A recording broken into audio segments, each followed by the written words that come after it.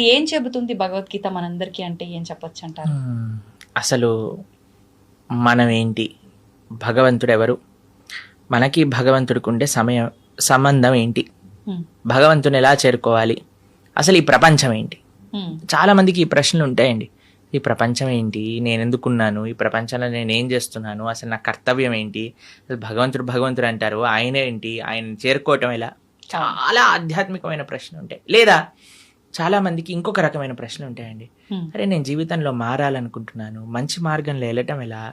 దృఢ నిశ్చయం రావట్లేదు, చెడు అలవాట్లు ఉన్నాయని తెలుస్తుంది, వాటిని మానుకోవటం ఎలా? హ్మ్. కొద్ది కోపం ఉన్నట్టుంది, దాన్ని తగ్గించుకోవటం ఎలా?